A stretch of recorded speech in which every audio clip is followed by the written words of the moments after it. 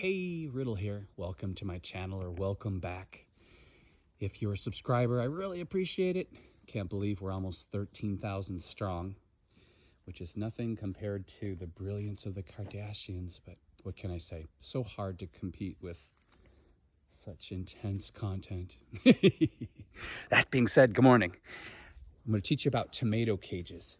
So you can buy the little flimsy, crappy tomato cages at Home Depot, or you can be smart. Because if you have really healthy tomatoes and they're not the tiny patio varieties and they have good soil and you're feeding them correctly, those tomatoes are going to easily exceed 5-6 feet tall. And if you look at the little flimsy tomato cages that they sell at Home Depot and other alternatives, they're not going to work, and you're going to waste your money and be really frustrated when those tomatoes outgrow your cage in a matter of weeks. What we're looking at here is just plain old iron construction wire. Now this was a big roll. I got a giant roll because I had to do I did the fencing for my backyard with it. This is 8 feet tall, which is amazing. And we needed 8 feet tall to keep the deer from jumping over it. I bought a massive roll, so I spent about $300. But of course, you could buy a smaller roll for a lot less, and it goes a long way. So you get a pair of small bolt cutters, which I'll show you in the backyard. I have it with the stakes I was making. And then what we're going to do is we're going to, measure around the size of your pot or your grow bag for the tomatoes and cut it off. And when you cut it, you don't want to cut it all the way to this end, and you don't want to cut it all the way to this end, because you want to cut it right in the middle, because you need some wire to bend into it. Hey, morning, Alex. Morning. Making a YouTube video. Alex is my right-hand man. He is my mostest favorite helper. Stop.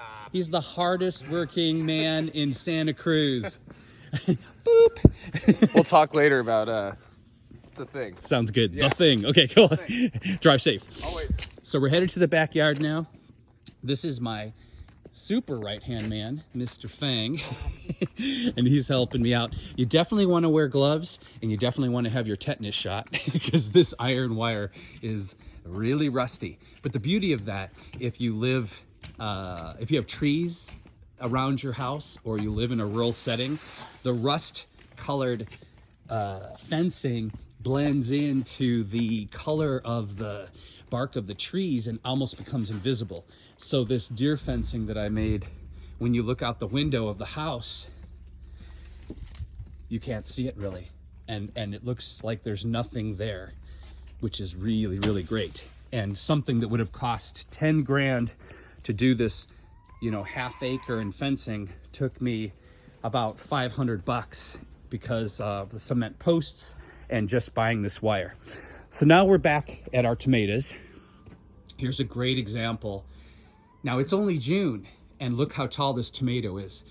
It's already, by estimates, it's already 5.5 feet tall. So it may even outgrow this 8-foot cage, just to show you that you really have to pre-plan. Now these are the type of crappy cages that they will sell you, or that they have to offer and will lead you to believe will work at Home Depot. And these will work if you have dwarf patio tomatoes. And those are the varieties we're looking at here. These are little dwarf patio tomatoes, and this will be sufficient for them. But it's not going to be sufficient for something large, like a really healthy big tomato. So we've cut our wire, and we've measured it around our grow bags. And it doesn't have to be exact. A little larger is better than a little smaller, though, for sure. Then you want to take into consideration, when these plants grow up, they're going to get really heavy with fruit and heavy with foliage. So you need to stake them down in the ground. Now they sell stakes if you don't have strong hands and you like to just buy stuff and save time. I bought a really thick gauge aluminum wire, and I cut these stakes myself. And I'm using this rubber mallet, and I'll put 3 or 4 stakes down through the, the bottom of my wire and into the ground to secure these into the ground to protect it from not only the weight of the tomato, but when we eventually have a good windstorm, it's going to be really important to have those secured. Okay, so we're going to, I'm not sure how we're going to do this because I have one hand and I have one helper. Maybe I will pass this off to Fung and then we'll do a combination of holding and getting it around here to show you exactly what we're doing. Please excuse our poor video quality, and we're going to do the best we can. All right, here we go. I'm handing it off to Fung. I'm going to got my gloves on. I'm going to grab my tomato cage. I'm crazy my tomatoes. And try not to knock peaches off the tree because we didn't have a lot of peaches this year. They started out great, and then even though I treated the tree got attacked by a notorious fruit leaf disease called leaf curl, and I still have not been able to figure out how to beat that leaf curl. All right. Uh-oh. Got a little problem here. Okay. So 2 people usually do this, but Mr. Fung is being kind enough to hold the camera. So basically when you're doing this, you don't want to knock your, smash or tear your plants over. Okay, I did it, good. Lift my little plant up here.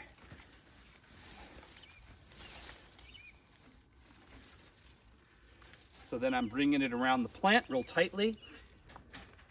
And then I'm just gonna push this. Now don't be lazy.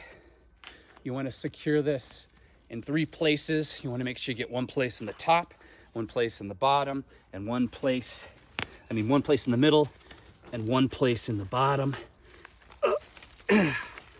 Okay, great. Now you can see how this plant's going to really be able to take advantage of this. Growing in here really securely. I'm going to put my stakes in now. I got some tomatoes in the way. They're trying to knock this over already. So you can use your foot, but sometimes it doesn't work. Pre-moistening your ground will help to get these stakes in also if you live in a dry part of the country, which most of the country is pretty dry right now. I'm gonna take my stake. I'm gonna put it over the bottom, very, very bottom of my cage wire. I'm gonna pound that down as flat as I can and maybe stomp on it with my foot. Oh, yeah, there we go. Pretty good. We'll do it in, depending on how level your ground is and how secure it's holding, you're gonna wanna use 3 or 4 stakes. There's 2. Ouch. You know, this one's a tricky one because it's not on level ground. So I'm gonna focus my strength over here.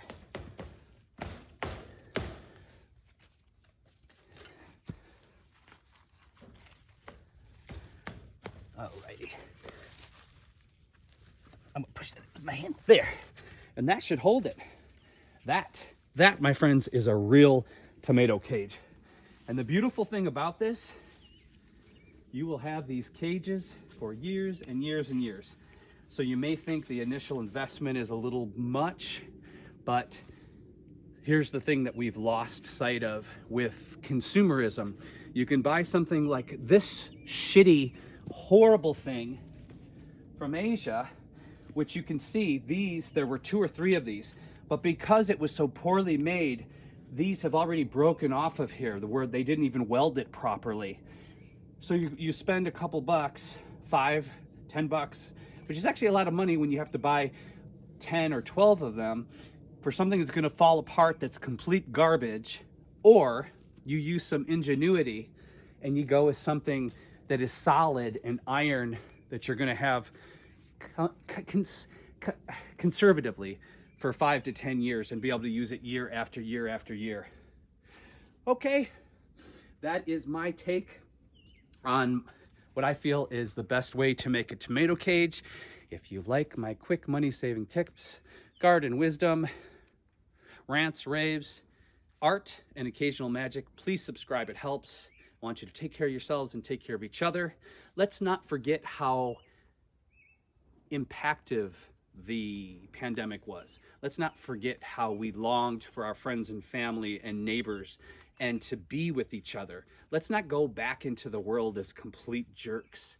Let's go back into the world, with love and appreciation for each other, and remember what that was like, that amazing historical event that many of us survived through.